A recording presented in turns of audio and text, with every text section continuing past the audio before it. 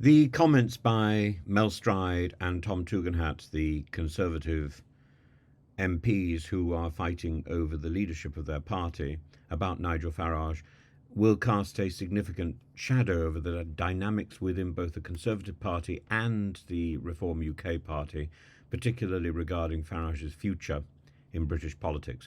Nigel Farage's comments about the Southport incident, where he questioned the veracity of the police's assessment that the attack was not terror-related, have been sharply criticised now by figures within the Conservative Party, notably by Mel Stride on GB News. In fact, I'll play you some of what he says, because Stride, who is contending for leadership of the party, has explicitly ruled out now any potential collaboration or deal with Farage, stating that Farage's remarks were deeply unhelpful and likely exacerbated the situation for police officers during the subsequent riots. What happens now with, for example, Priti Patel's position? She's kept very quiet. She's presumably waiting to see what others say first before she moves. She seems to be coattailing rather than leading, but, you know, that's her manner. And a little bit of knockabout fun.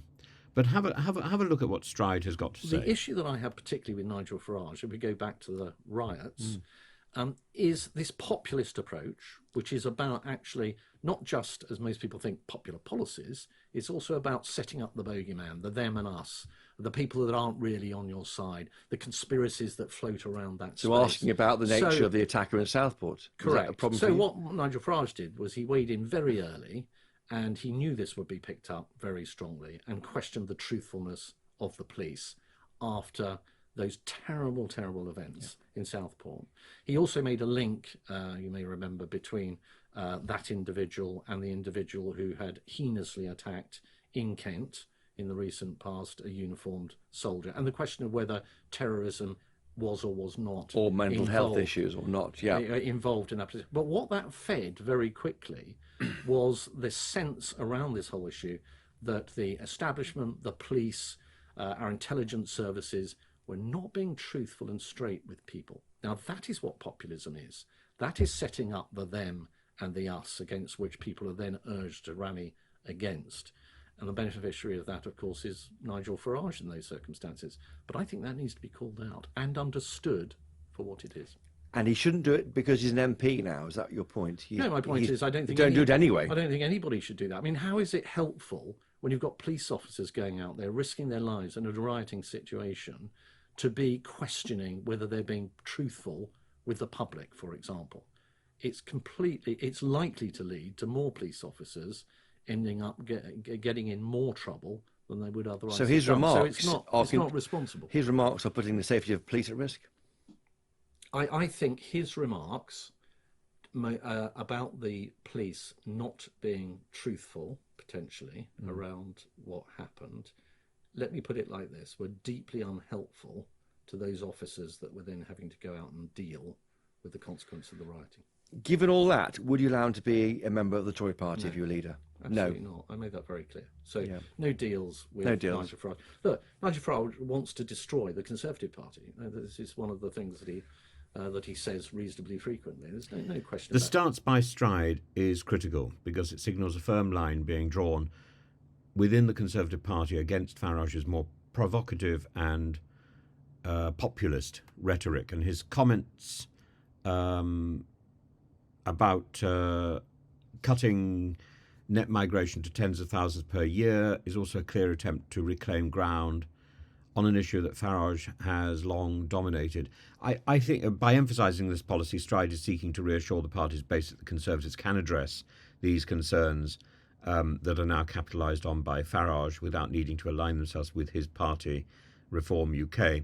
But I think by the time the Conservatives get back into power, this issue will have been dealt with by the Labour Party, by the present government. Tom Tugendhat's similar disavowal of any collaboration with Farage further cement this divide, and Tugendhat's position suggests that there's a growing consensus within the party that aligning with Farage would be more damaging than beneficial, particularly in a post-Brexit political landscape where Farage's influence has waned, but his capacity to provoke remains. It's rather like looking at a wounded panther. His response, Farage's response, characterised by his characteristic defiance, may indeed be a significant misstep. By openly questioning the police's integrity in such a sensitive case,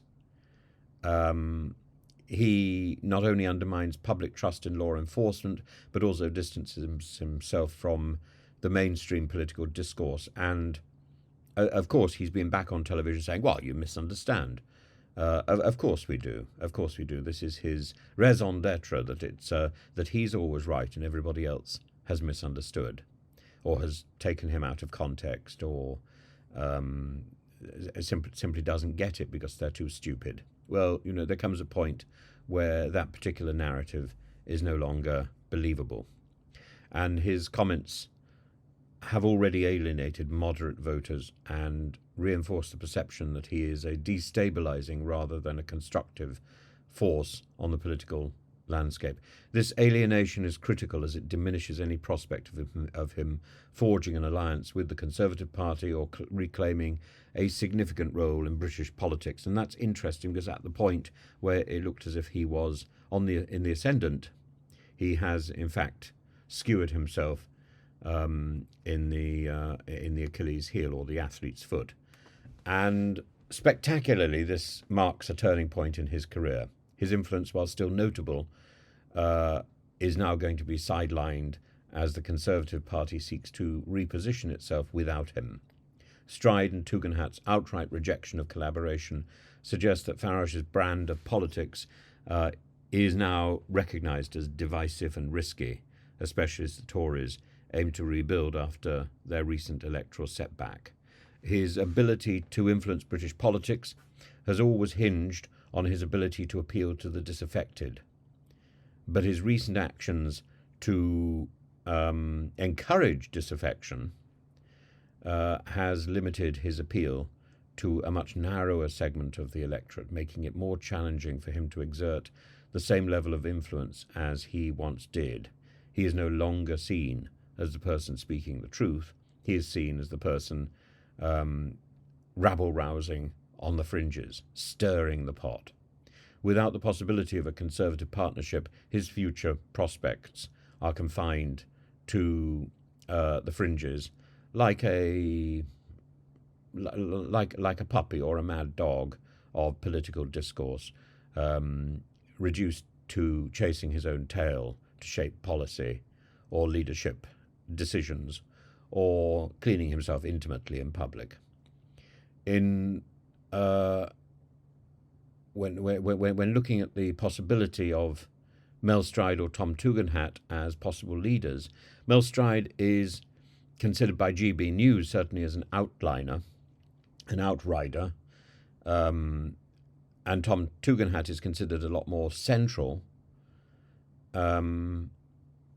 I think possibly it's the other way round. I think Mel Stride is going to find himself significantly more propelled because he is occupying that centre ground that the Conservatives need to reclaim if they're going to stand any chance of success in the next election or the one after that. And the firm rejection of Nigel Farage is part of a strategic decision to move away from his controversial tactics as well as his policies. It signals a broader intent within the Conservative Party to regain control of the narrative on issues like immigration and law enforcement. I think immigration will take care of itself, as I say, but law enforcement, the fact that Farage has questioned law enforcement, one of the linchpins of Conservative identity, now makes it impossible to deal with him. It potentially spells the end of any realistic hopes that Farage may have of embedding himself in mainstream British politics. It doesn't mean that he is insignificant.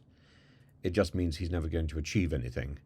But he will always be a voice of importance, not unlike Enoch Powell, his hero. But his recent comments have firmly scuppered any chance of a deal